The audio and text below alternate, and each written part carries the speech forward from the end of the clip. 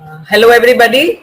This is the first lecture in cytology web series where I'll be introducing fine needle aspiration technique. At the outset, I would like to declare that some material in this presentation has been either curated from free resources or created specifically for educational purposes. I do not claim any ownership or rights. I do not endorse any device or equipment described in this presentation. The lecture is under the initiative of DigiScan, who are leader in digital pathology to promote online teaching programs. So we will be talking about FNA technique, what are its advantages, disadvantages and contraindications, what are the various steps, how do we process the sample that is obtained during FNA, whether it is solid material or fluid material, what are the common stains that are used and what are the advantages and disadvantages over each other, what is rapid on-site evaluation, how do we use it for dividing our FNA material for various purposes, few words about image guided fine needle aspiration, and finally about health and safety of the person who is performing fine needle aspiration, what are the precautions to be taken, for example, for a needle stick injury. FNA has an important role in patient care. It is a great potential as a diagnostic, predictive and prognostic tool. It has high specificity and acceptable sensitivity. It can save unnecessary surgery. For example, in a non-malignant lesion where biopsy is not necessary, if cytology can give a diagnosis.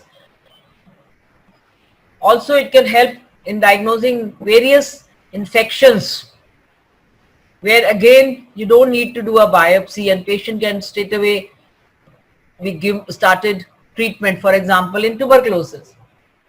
Diagnosis of primary and secondary malignancies, providing tissue diagnosis in inoperable cases. So there are various clinical case scenarios where FNA has been found to be very, very useful and cost effective and saves the patient from unnecessary invasive procedures. And increasingly cytology has been recognized as a tool which permits doing more from less. The small amount of material that is obtained from cytology provides tissue for molecular studies and other ancillary tests, and therefore it is importance is increasing day by day. So what are the advantages that fine needle aspiration offers, which are responsible for its popularity? Most important is the fast diagnosis, the turnaround time, which is much shorter as compared to a biopsy. It is minimally invasive and therefore patient experiences very minimal pain and minimal trauma.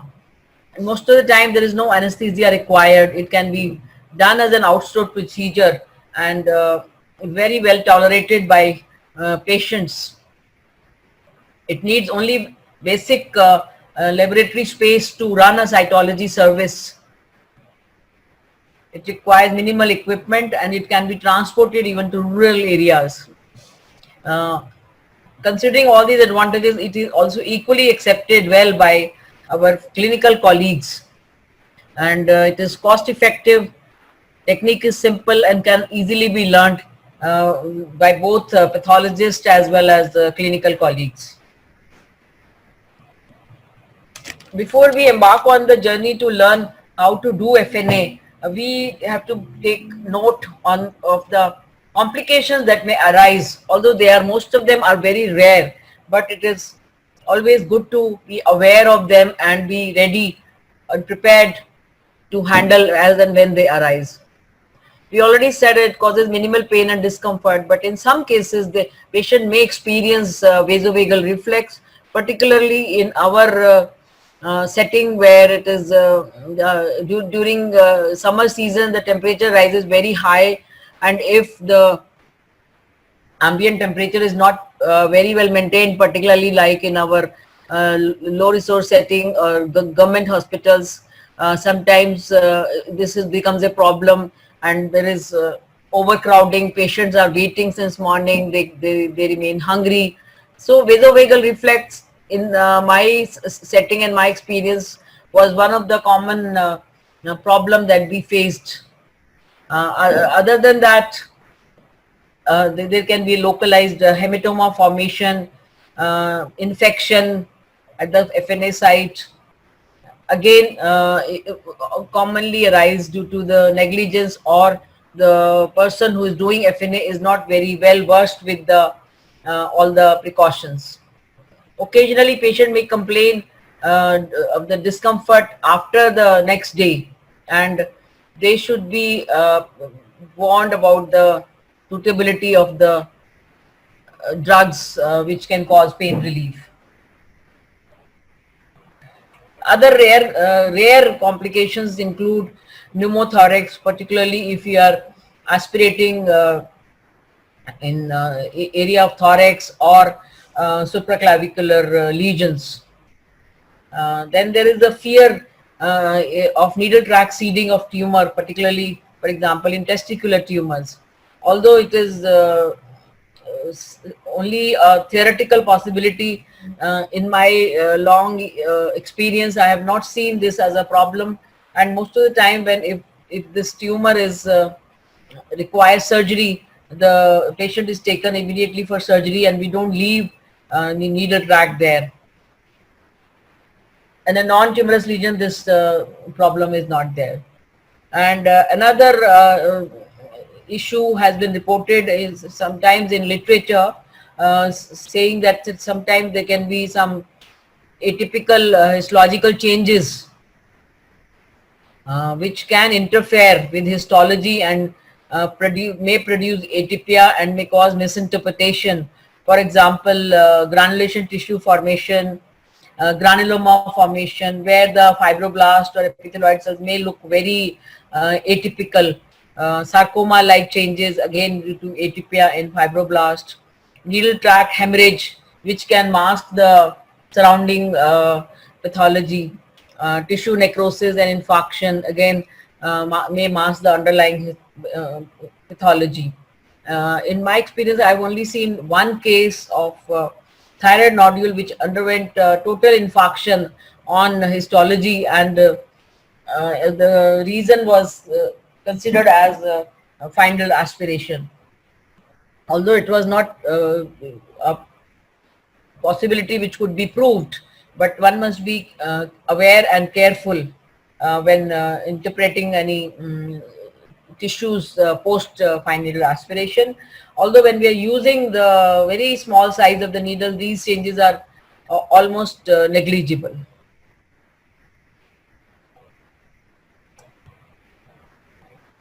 So where are the situations where we should avoid doing final aspiration? There are very few contraindications.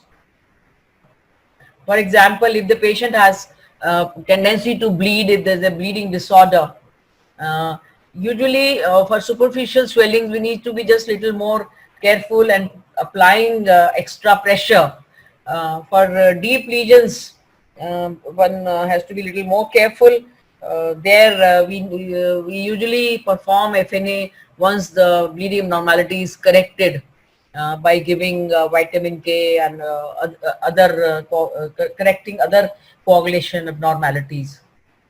If the patient is having poor respiratory function, or having intractable cough and other respiratory problems, again there is a risk of moving the needle during the procedure, or patient may move during the procedure, so possibility of pneumothorax is there. So usually FNA may be delayed for some time once the clinician treats the patient's respiratory problems. Another theoretical risk is if you are aspirating an unsuspected hydrated cyst, or any other deep parasitic cyst which can cause anaphylactic shock. Usually now with the advanced radiological techniques, clinical suspicion is there, and these cases are usually avoided for FNA. Similarly, FNA of carotid body tumor and pheochromocytoma may cause syncope and episodes of acute hypertensive crisis due to catecholamine release. Again, this clinical diagnosis is usually can be suspected with clinical presentation and radiological findings, and best avoided doing FNA. Again, there is a question of using or not using local anesthesia, because final aspiration causes very minimal pain. So most of the pathologists who do FNA or even physicians, they avoid using any kind of local anesthesia. The reason being that it will be adding another injection of LA to cause more pain, which will be maybe more than FNA itself. It will add to the time of FNA for a busy clinician. And we have also observed that the fluid that is used in local anesthesia can cause edema of the overlying skin, and therefore it may cause little problem in doing FNA. And when we examine this FNA material who's got mixed with FNA fluid, we might find degenerative changes due to this fluid, which distorts the morphology. So it is best avoided in most of the cases, and it depends on the judgment and discretion of the person who is doing FNA. So these issues are still controversial, whether how deep this anesthesia should be, needle should be penetrated, how fast we should give it, and how much amount should be injected. Another issue of consent form before the FNA procedure is becoming very important in these days, when there is question of patient safety and legal lawsuits.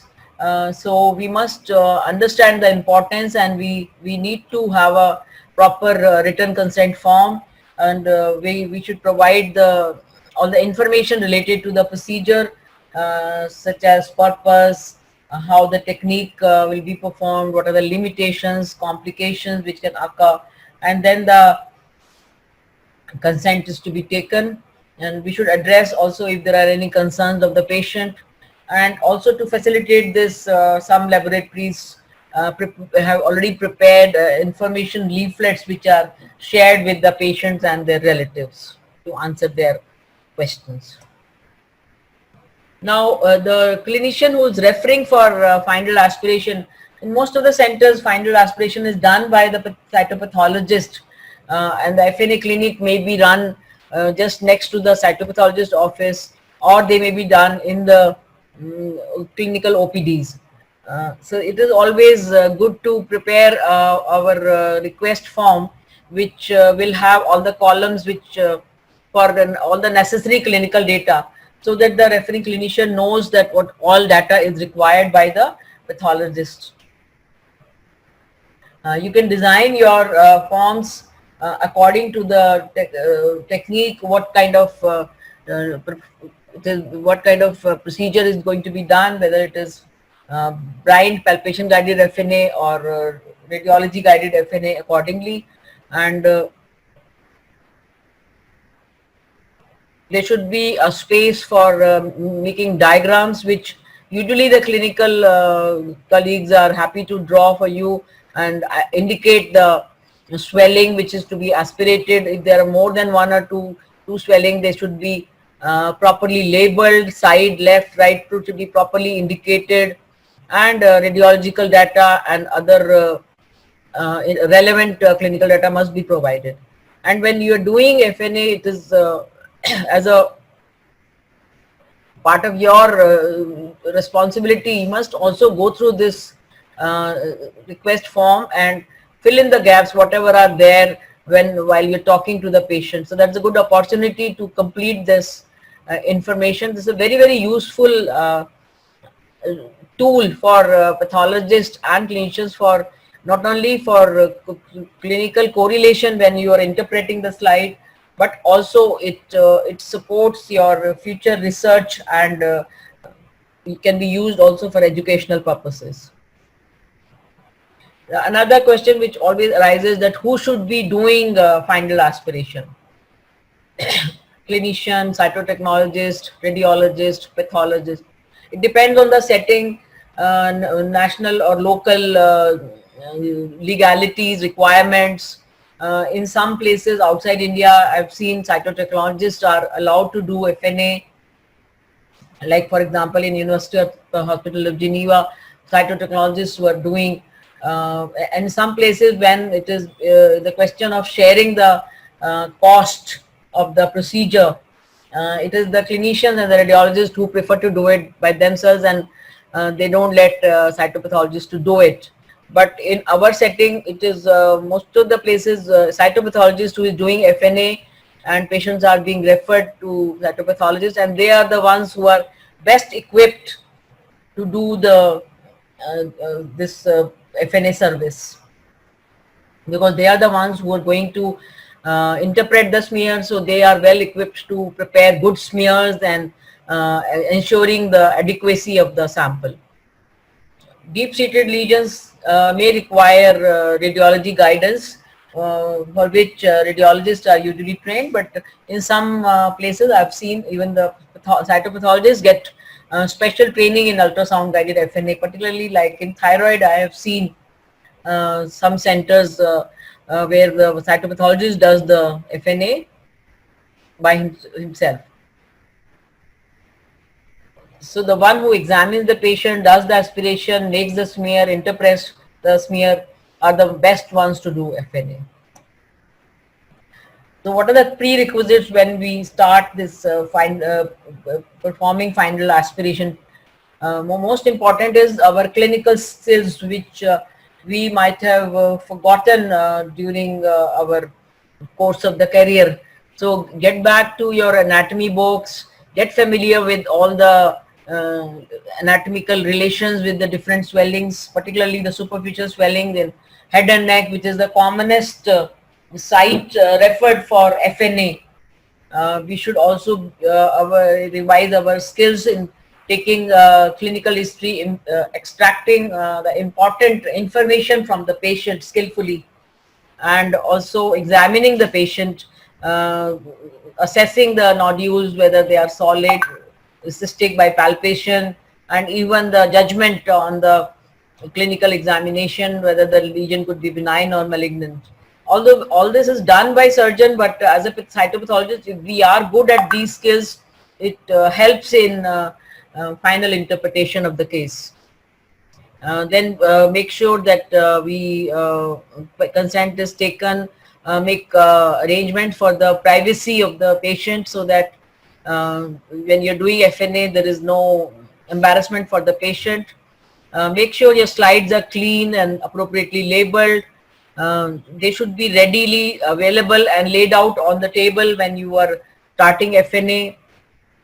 The required material, reagents, fixative, transport media, everything should be available right there on the table.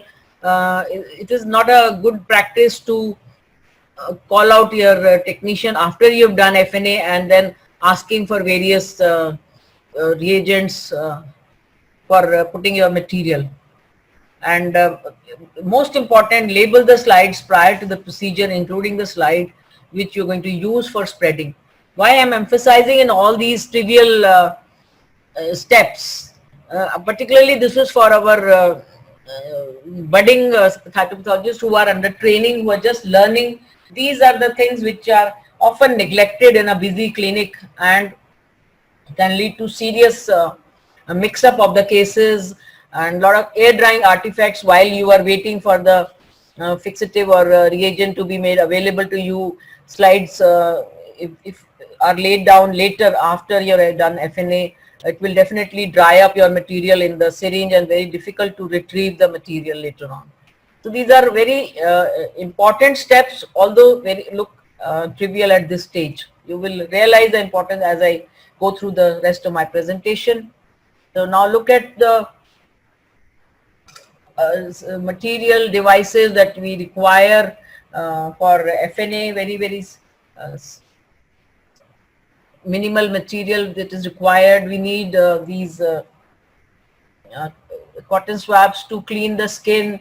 We need a coupling jar to put the slides, which should contain 95% alcohol to fix the slides for perpendicular staining.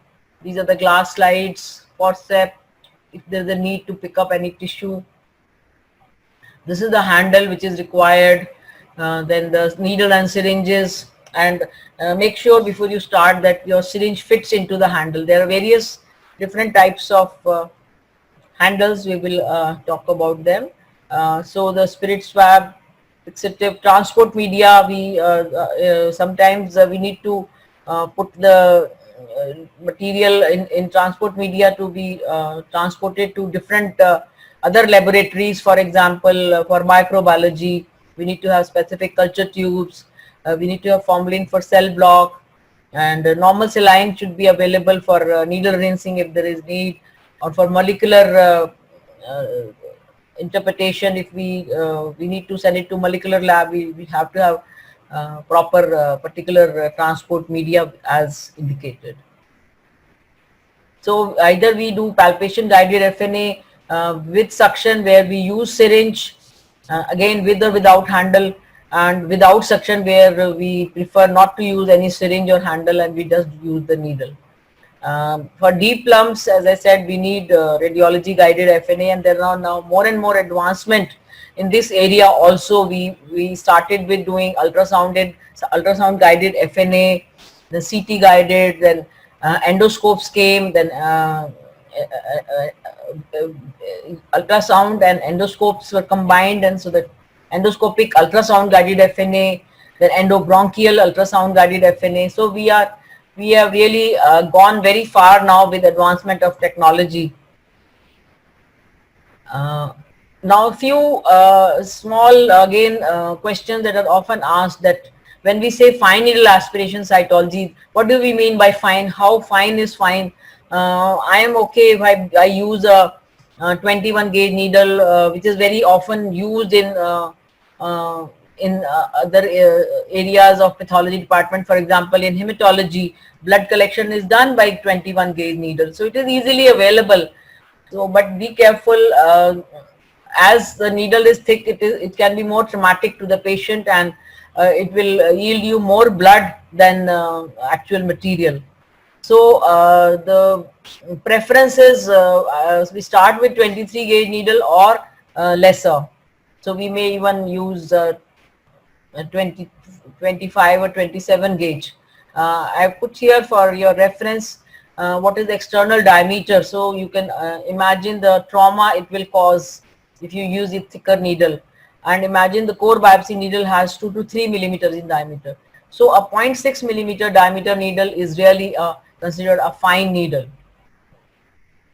There is a choice, we can vary according to the nature of the lesion. For example, 22 gauge needle works better in dense fibrous tissue and fatty lesion. For example, lipomas or benign breast nodules like fibroadenomas.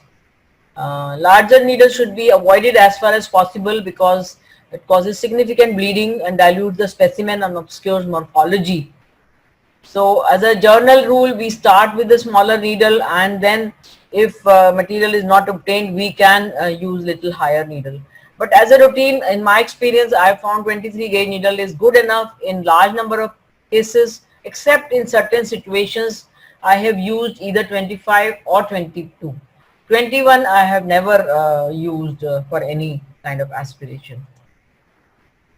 Then the syringe, you will find there is a lot of variation in the size of syringe that is recommended or being used in actual practice. People use 2 ml syringe, 5 ml, 10 ml, 20 ml. You can use any kind of syringe as long as you're comfortable with it. But remember that the amount of negative pressure, the purpose is to create the negative pressure. And also it will affect your needle control, because the bulkier the syringe, you will find it difficult to maneuver your needle inside the lesion. And common misconception is the forceful aspiration results in a better sample, but that is not true. The more pressure you apply, negative pressure you apply, more chances of bleeding, because the blood vessels will rupture. And the larger size syringe will also affect your comfort of grip, control of direction, motion, everything. So I always prefer less bulky operators. So usually 5 ml or 10 ml syringes are okay, but also make sure that your handle, FNA handle, has the same dimensions as to whatever size of syringe you choose. Then while using syringes, some people aspirate a small amount of air right before the aspiration, and then puncture the swelling. The argument, they say that it avoids a problem with the needle recapping. But in our opinion, you are aspirating unsterile air into the syringe, or your needle can become unsterile, and there can be a chance of infection. Some people prefer to use some fluid in the syringe by the fear that so that the material does not stick to the syringe. Again, this is not required, and in our experience, it is absolutely useless to put fluid, because it will distort the cell morphology. Some have recommended using heparin to rinse the syringe and the needle, so as to prevent the clotting. Again, heparin can interfere in your staining. It gives a very peculiar blue background in the staining. So we do not use this. And another misconception is that you should keep on aspirating till you see the blood in the hub. Again, not required. It is your judgment that you've done 4 or 5 passes and enough material has come. You need not wait for the blood to appear in the hub, because our diagnostic material will be there in the needle, and we don't want it to be pulled up into the syringe. Important precaution that we have to remember is that we have to release vacuum before withdrawing the needle to avoid any aspirated material into the syringe. Otherwise, it will become difficult to retrieve this material from the syringe, and we lose quite precious material and time. These are some examples of different FNA handles that are being available and are used by different cytopathologists. You can choose what is locally available. This type of chemical handle is very easily available in India. There are even indigenously made handles which resemble this model are easily available. So it depends on your choice. There is nothing much difference in the one over the other.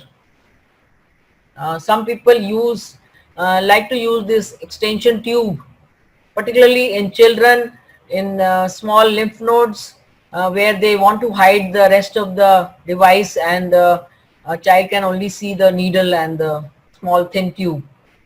Or if you are aspirating any lesion near the eyes. But then you need another helper to create suction from the tube. So it depends. If you really feel that it is required, it may be used. But in my personal experience, I thought it was additional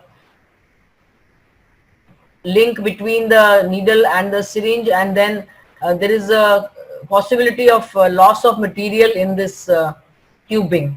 So I personally avoid, but in 1 or 2 cases, occasionally I have used this in a small child where the lymph node is very small. So when you are starting to take material for FNA, there are certain steps I have listed here. The first is make the patient at ease, and this can be done by talking to the patient, where you are explaining the patient its technique, you are emphasizing its purpose, its potential complications, and allay all the anxiety that a patient might have. And during the process, when the patient is becoming comfortable, you can take the relevant history which which may be missing in the request form. and also prepare the patient for if there is a need to repeat the aspirate, because some patients do not like to be punctured again and again, so they must be explained that there may be a need if you need to take additional material for ancillary test. All these things should be explained to the patient.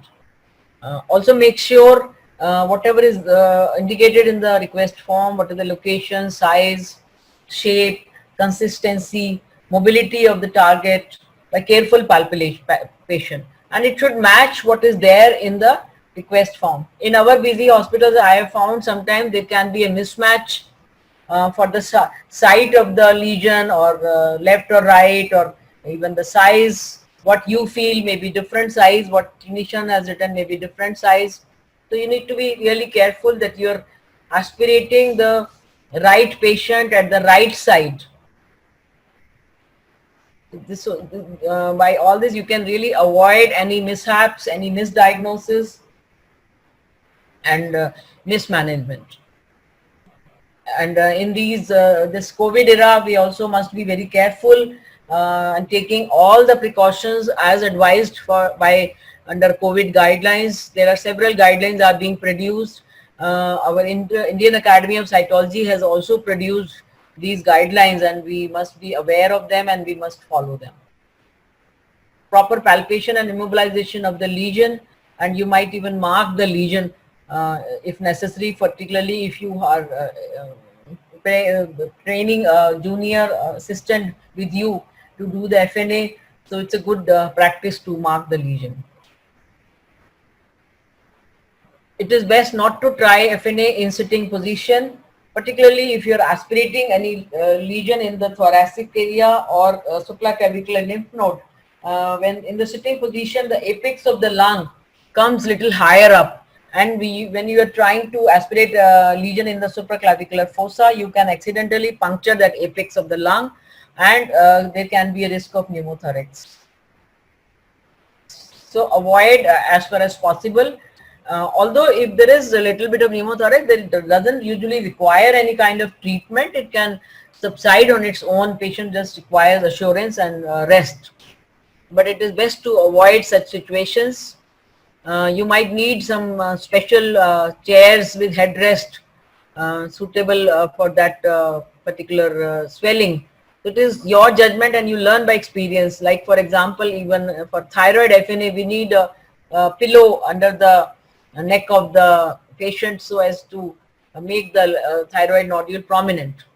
So all these arrangements should be available in your FNA clinic, and it is good to have an assistant. It could be a nurse or a technician or a junior trainee doctor, which is most often in our setting. We have a junior trainee pathologist. Preparation of the skin, again, all these steps are important. Don't ignore them. Avoid any kind of infection by carefully preparing the area by cleaning the alcohol wipes. Some people go an extra step and even use iodized iodine solution, but that is usually not required. And unless the lesion, the surface looks very really ulcerated or infected, you might need to do a little more extra cleaning. Remove anything which is, there may be extra necrotic material, blood. So it's a good idea to clean thoroughly those type of lesions or ulcer if you are trying to aspirate. Keep your device assembled beforehand so that and you are sure that your syringe is secured in the handle and the needle is properly secured on the syringe.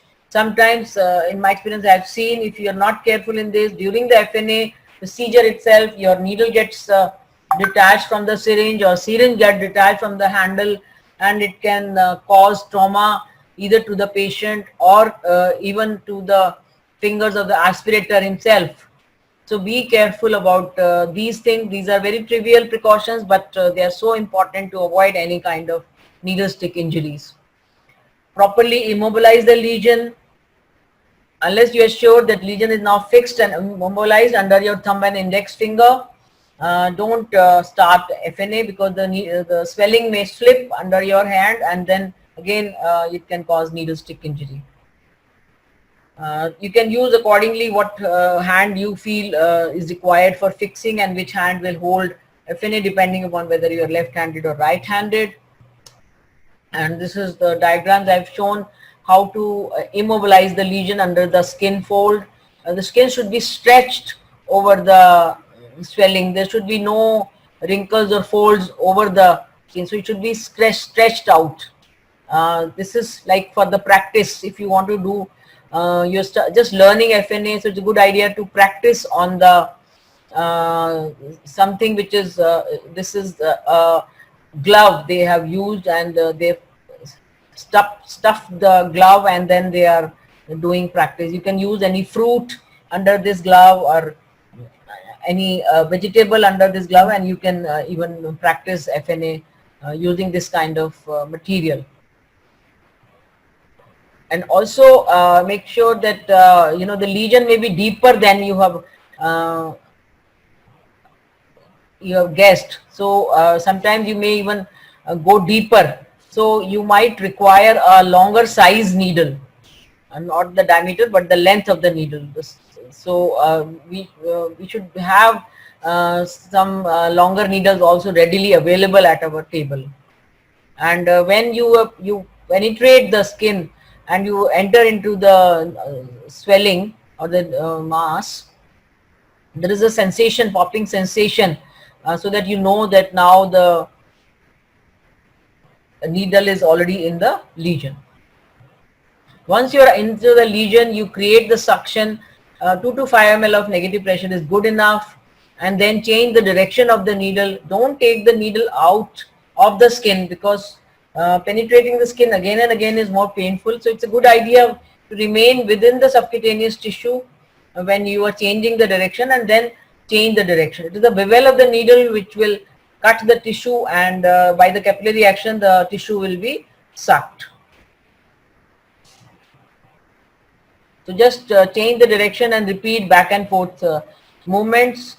Do not do unnecessary movements and unnecessary change in direction, because the more you do it, it will produce bleeding. So depending upon the size of the lesion, the nature of the lesion, you have to decide how many times you're going to change the direction, how many times you're going to move the needle. 2 to 5 times is more than enough, otherwise it will cause unnecessary bleeding, and your aspirate will get diluted with the blood. Another important precaution when you are withdrawing the needle, before that you must release the negative pressure that was created.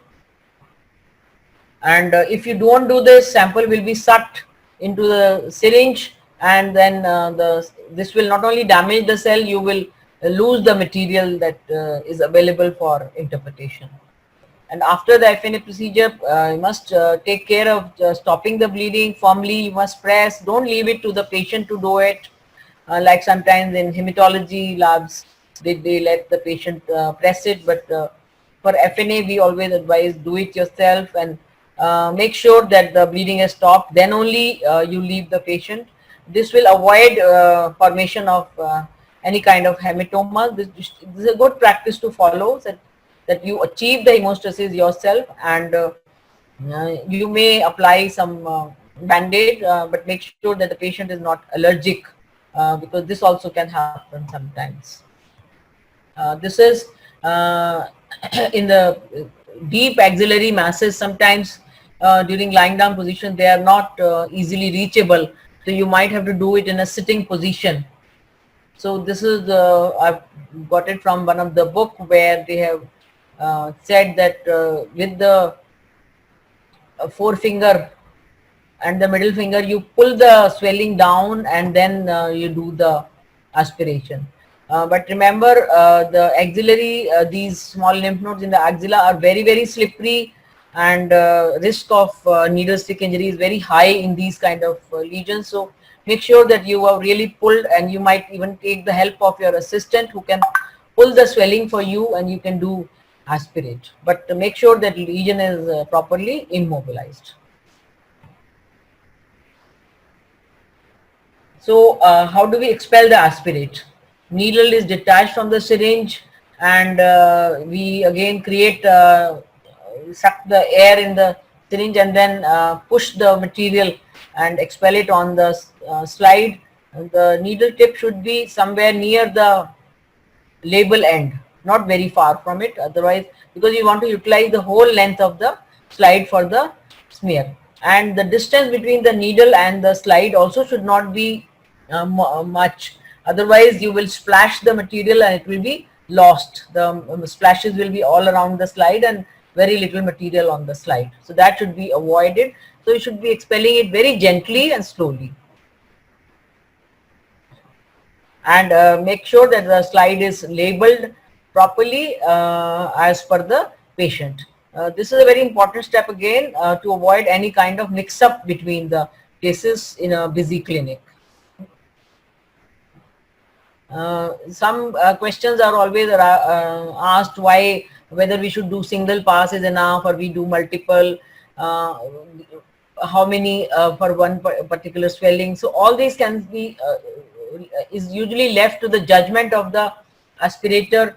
We advise usually 2 to 3 passes as an optimum number, but if the mass is large, particularly if it is more than 1.5 centimeters, you might like to sample different parts of the swelling, particularly when I am suspecting a sarcoma, large soft tissue superficial mass. I would prefer to do it in the periphery and in the center, because such large masses usually have necrosis in the center, or there's a large breast mass likely to be necrotic in the center. So sample different areas will help you to reduce sampling error and increase your cellular yield. And like in case of sarcoma, you might need to do ancillary tests. You need well preserved material, so and prepare cell blocks and other ancillary studies. So in those cases you might need have to go more than even 3 times. It is worth remembering that many tumors have necrotic center, and diagnostic material is found only at the periphery of the mass. Then we were taught gradually this new technique which came in around early 80s.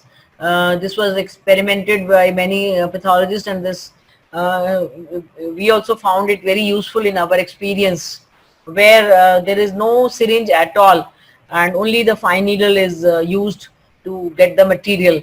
Although it really challenged the traditional teaching of using a needle and syringe, but gradually it was very well accepted by the pathologists who were doing FNA, and we found very good results, particularly in vascular lesions and like in thyroid, where there is a lot of blood when you use suction by syringe, or in small lymph nodes. You get very good material by this technique. Needle is rotated within the lesion and the material is sucked by capillary action. The advantages are that aspirator has more control over the needle. There is more freedom to move the needle. Like a small pen, you can really do it very easily, and patient is very relaxed. He is not get scared by seeing the whole paraphernalia of that syringe and handle. So it saves undue anxiety. Some people still want to use a small 2 ml syringe with this technique. They called modification of this technique. The idea is sometimes when you puncturing the small swelling, it may be cystic. So if you have not used any kind of syringe, you might lose that fluid which oozes out of the needle. So to save that problem, or it might even splash on your face when you are doing puncturing a cystic mass with the only then using the needle. So it's a good idea to attach a small 2 ml syringe, so without any holder and without any negative pressure. So if there is any fluid, it will come into the, it will be collected into the syringe. So this is how we aspirate any cystic mass. We collect the cystic fluid in the syringe, And when few precautions that you need to be aware when you are aspirating a cystic mass. One is that you aspirate completely, uh, empty the cyst as much as possible, removing all the fluid. It serves two purposes. Not only like in breast cyst, it is almost therapeutic. The cyst just collapses, there is no swelling, then patient can go home. But after you completely evacuate it, make sure to palpate it again. If there is a residual solid area somewhere, you have to aspirate it separately. Don't use the same needle and syringe, use a fresh needle and syringe and aspirate this residual mass to get good smears undiluted with this fluid. So it is a very, very important precaution sometimes, because some malignant tumors can be cystic like this, and you might lose useful cellular material if you are not careful by doing taking this precaution. Particularly, I have experienced this kind of thing in thyroid and breast cystic masses.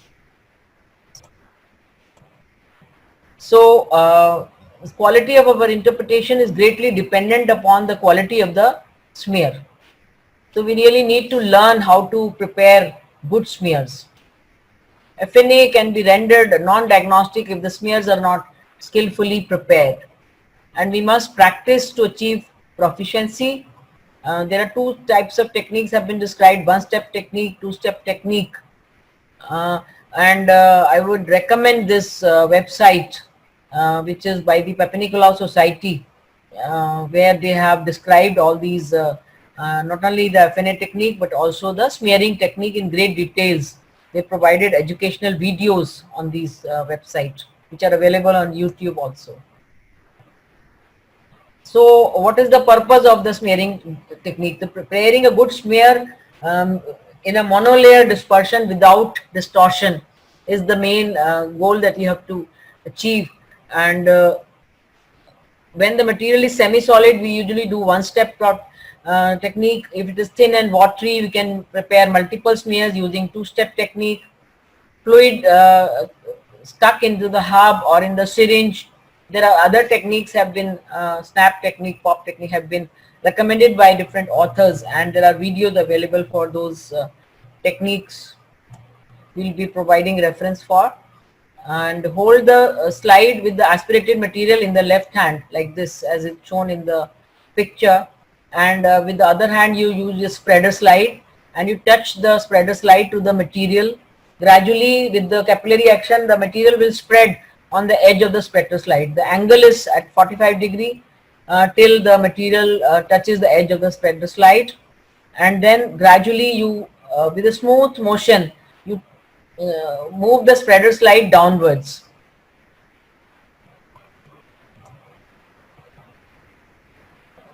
Do not use any force, and let the weight of the slide alone to spread the smear. Do not squeeze the slides together. All this can lead to the crushing of the cell. This is again very, very important. I have seen some people doing this kind of mistake where they try to press the spreader slide on the smear slide and leads unnecessary crushing. And during the spreading procedure also, do not lift the slide. Again, it will cause the crushing. You will lift the slide only when you have reached up to the end of the slide. This, so this type of smear you will achieve. So this is the ideally prepared, well prepared smear, where you have this oval shape, nice oval thin monolayer has been achieved. And this is usually this technique, one-step technique, is good for thick and creamy specimens. For example, in all the solid masses that we, superficial solid masses that we aspirate, and in this small tissue particles also get flattened out and become easily visible. The other technique is touch and divide, or the two-step technique, where you have a lot of material on one slide and you keep touching it and keep using the spreader slide and dividing it into other slides and prepare multiple slides. This is usually where when we have a lot of material on the slide and we want to avoid excessively thick slide, and also we need more slides for ancillary studies which can be done on these slides. So this can be done, but in my experience I have found that doing this procedure you have to be very cautious, because this can cause crushing artifacts when you're touching and dividing the material again and again. Your spreader slide is touching the material. So I have given some references here. Efforts to salvage all the aspirated material from the hub at the needle. Different pathologists have come up with very interesting techniques how to retrieve material from the hub. Particularly, it is important when you get very little material and you can't aspirate again and again, it's like in a small child or uncooperative patient. So they call snap technique, pop technique, or rinse technique. It's a very nice video on the Twitter. I provided the link, and you can go through it. There's another YouTube video where they have provided how you can use a plastic cover or rubber top to hold the needle and then pop it all the material on the slide. So the participants are advised to go through these videos and learn these techniques. These are very simple techniques. Once you see the video, it will be clear. You can use another needle to retrieve the material from the hub. This is what we have been using in our lab. Or you can hold the syringe like this, and you do tuck on the slide, and all the material will be popped out. So pop technique. And the snap technique, where you can fix the sharp edge of the needle into the rubber cap of the tube. So this will hold it, and then you can sort of snap it against the slide, so that all the material can be retrieved on the slide. Then whatever material is achieved through the previously described technique, that is fine, but the most easiest is that you do the needle rinsing. So it will remove all the material that is already stuck to the hub and the syringe. So use the normal saline to rinse the material and collect this in a tube. This can be centrifuged, and you can use the cytospin preparation, or you may make the cell blocks. So in addition to direct smears, you will have other preparations through this needle rinse, and that can be used for ancillary testing. Another problem is when you have a lot of blood mixed with the aspirate, and if you just make smears from this bloody material, you will hardly be able to see the actual cellular material because it gets diluted. So this is the technique that we followed in our setting. So this is me, which is I'm showing this technique. We retrieve the whatever bloody aspirate is there on one slide, and then we hold the slide at an angle on another slide. This is draining all the blood to the another slide. So what will happen? All the cellular material will stick to this slide, and all the blood will be collected on the other slide. So you can spread the material which was left over on this primary slide, and then from the blood that is collected on the other slides, as you show, there are 3-4 slides here. So all this bloody material will be now spread on these other 4-5 slides, which are we label as secondary slides. So this study we did, and we found that the primary slide from which we drained all the blood had good enough material and not contaminated by, obscured by blood, and we could give good diagnosis by viewing good morphology. This was published in Acta Cytologica in 2004. So demonstrated this by diagrams. So this is the primary slide. You can see the very minimal amount of blood is left, and all the secondary slides will have more blood. Particularly, again, very useful in radiology clinic where often we get lot of blood in the guided aspirate. So you can go through this technique in ACTA Cytological 2004.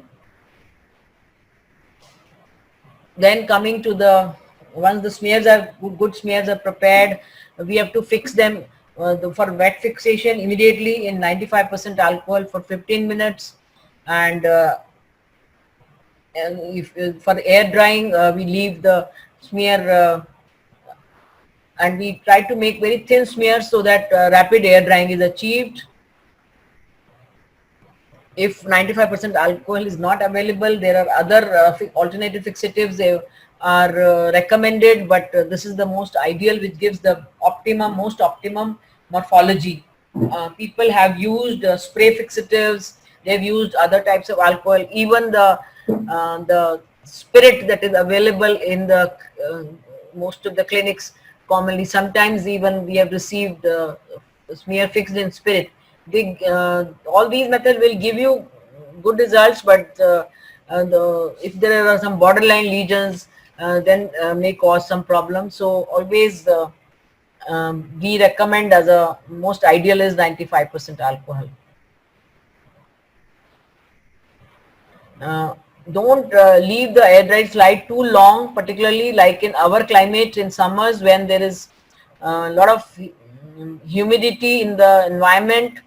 These air dried smears can go bad because of the moisture in the environment. So the purpose is to air dry them as fast as possible, either by using the warmth of your hand or putting it near the light bulb or some warming facility, but not very high heat. Avoid high heat also, again it will damage your cells.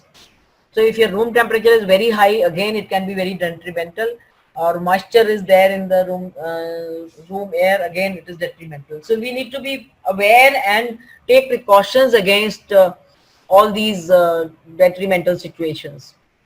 Avoid formalin. It is common by histopathologists who suggest that, okay, you can use this formalin for your cytology service if you want to start cytology. Never use formalin. It is not a good fixative for your cytology. It does not go well with your stainings. You will not be able to stain it properly. Never use direct frame. Again, it will damage the cells. And also remember, air dried smears, which are potentially biohazardous and should be handled very carefully, particularly because we have a very heavy load of tuberculosis lymph nodes final aspiration smears, and there may be bacteria streaming in those smears. So what we do is, we usually after they get air dried, we fix them in methanol if we want to do Gimza staining, or otherwise it is best to suspected infectious smears are best to be fixed in 95% alcohol. You can do your AFB stain even on alcohol fixed smears. So that is again a myth, that you need to do AFB staining only on air dried smear, as was recommended by our microbiology colleagues.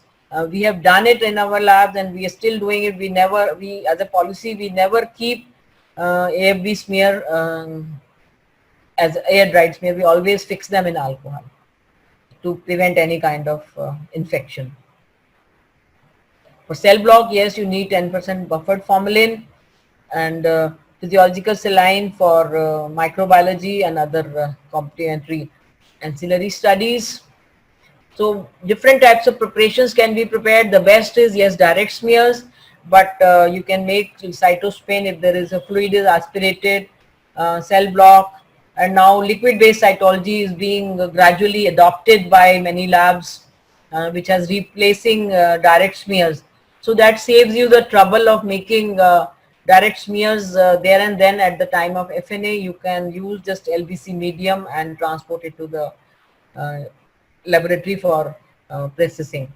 The disadvantage of doing LBC is that you cannot assess adequacy at the site of FNA, which is an advantage in when you are making direct smears.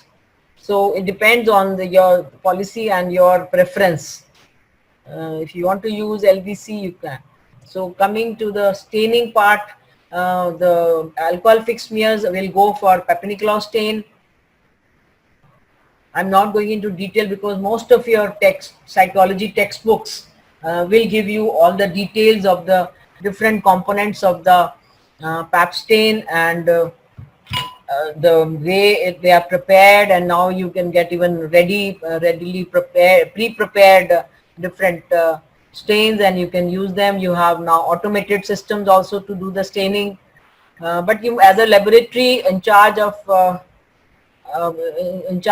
you must be aware of the various pitfalls and problems that can arise if the staining is not done properly, and what are the ways to troubleshoot those problems, which can really affect your interpretation. For example, if the nuclear details are not sharp, if the smear is not showing you clear-cut features of the nuclear chromatin, which is the purpose of the Papinicolaou stain, so then you must check your staining method. Or if there is a lot of air drying artifacts, which can again lead to misinterpretation. So we have to be careful about these problems in the staining. Then air dried smears, they are useful for not only for the immediate assessment, also it removes the fixation step. So problems of air drying artifacts in Papinicolaou staining are eliminated, and also the Ramnowski stains which are done on air dried smears offer some advantages over PAP in certain situations we will be discussing. And another advantage is that the size of the nucleus and the cytoplasm increases as you leave the cells for air drying, because they sort of get flattened. So the details are much more visible because the cells get enlarged overall. Although the nuclear details are not as clearly visible as you see in Papinicolaou stain, but the cytoplasmic components like mucin or extracellular components are the matrix, the fibrillary matrix, like these are very well visualized in Ramnowski stained smears. This is a table just to highlight those advantages and disadvantages. So basically they are complementary to each other.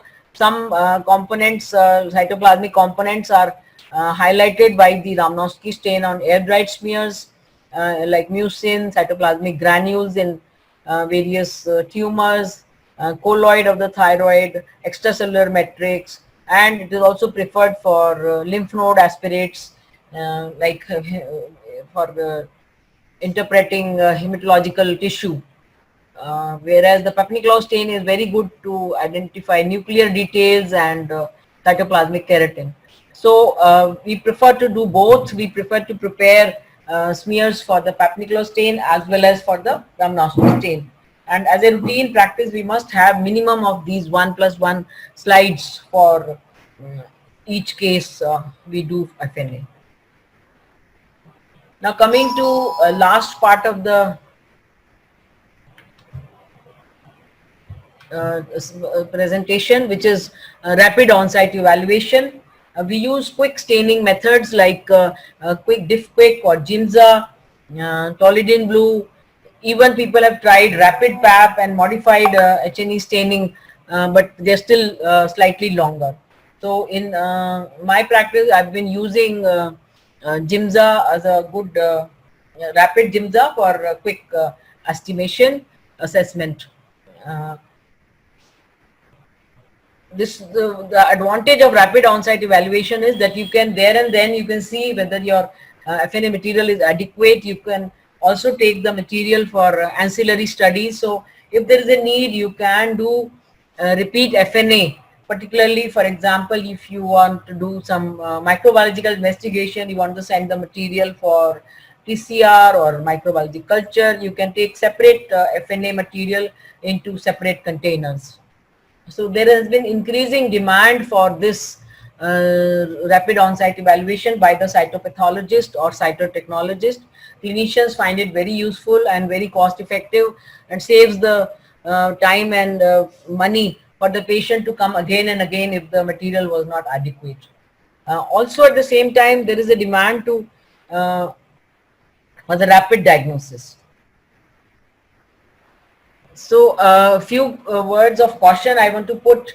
It is always a provisional diagnosis because the stain is not most ideal here, and you're doing it in a hurry. So you can give a provisional diagnosis like we give in a frozen section, but final, when they must wait for the final diagnosis when you have all the stains, the different stains available to you.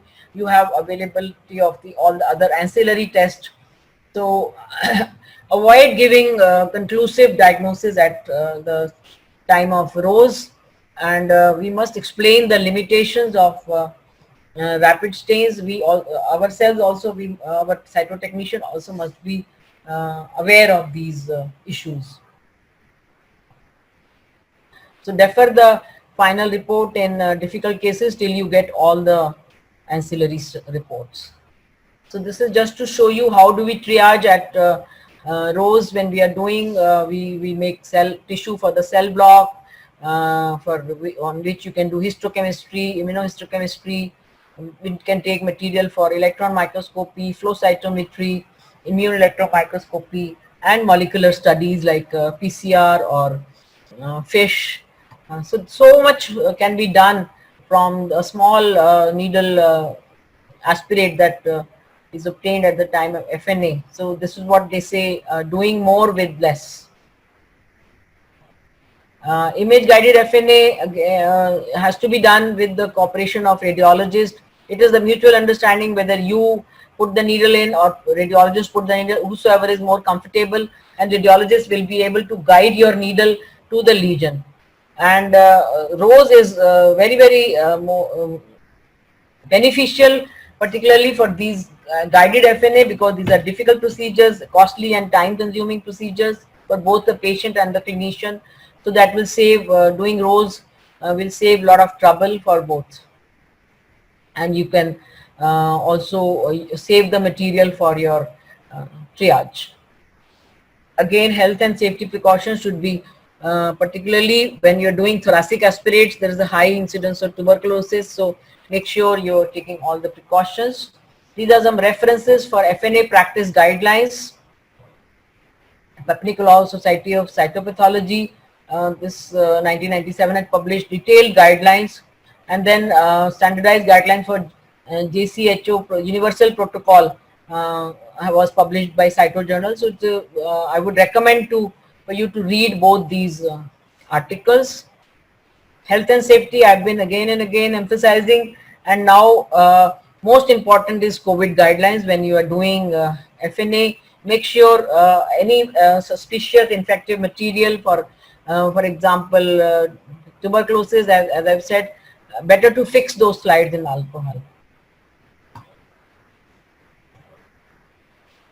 There should be a written protocol available. Everyone who is doing FNA, so they should be visible clearly in the FNA room. What should be done for needle stick injuries? We have published a paper in our experience on needle aspiration, needle stick injuries. What are the causes and what should be done, and how we should discard all the unused slides in the procedure. Always make sure that between the two procedure, so the leftover slides of the previous FNA case, you must remove all of them from the table so that there is no chance of mix-up of the cases. Post-aspiration care, although I have emphasized, observe for any complication, care the site for any bleeding, avoid any kind of infection by using proper precautions, make the patient comfortable, remove their anxiety, because they want to know if they have pain, what should they take. So assure them, advise the painkiller if there is a need. Watch vital signs for at least half an hour if you're doing any deeper tissue FNA like thoracic or abdominal FNA, because if there is internal bleeding, you won't know if the patient has left. So it's a very good practice to make the patient sit in your FNA clinic or a recovery room adjacent to your FNA clinic and observe for any kind of change in their pulse or aspiration. This will also help if there is a need to do a repeat FNA. The limitations are when there is a hard or bony lesion, sometimes you may not be able to aspirate, or cystic lesion, you just get fluid which has got just degenerated material. So in these cases, again, you have to advise the patient for bony lesions, you might even to do an open biopsy. Cystic lesions, you might ask the patient to come back again if it refills, or if you got poor cellularity or technique is not done properly, so it may limit your interpretation. So to summarize, I've been emphasizing poor sample collection and poor preparation are the most common causes for failure of FNA technique. So it gives a bad name to the technique, whereas it is just requires a little practice to do a good preparation. Adequately sample the lesion, and you are the best judge when you are aspirating. Palpate the lesion carefully, see if there are heterogeneity in the feel of the lesion, and aspirate different areas. Maximize the number of target lesion cells, minimize bleeding. That is the most efficient cytopathologist who will get, in addition, who will make very well prepared, well fixed smears, knows how to perform rapid on-site evaluation, how to triage for various ancillary techniques. Familiarity with various tissue mediums that are required is very, very important. Guided FNA, when you are there, you try to correlate with the image findings, discuss with their radiologist. That is a very good opportunity for you to observe the images under radiology and try to correlate with your cytology findings. So diagnosis of final aspiration is as reliable as combined intelligence of clinician and pathologist can make it. Follow the reporting guidelines which are available for those particular organs. Now we are moving towards standardization of reporting also. There are some more YouTube videos that I have listed here. You can have a look at them, and that will help you further in improving your technique. Then we will be talking about morphological interpretation in the next lecture, and the sets are digital slides are available for various branches of pathology, including non-gynae cytology, provided by the DigiScan, and through this course you will have access to all those virtual slides. Thank you.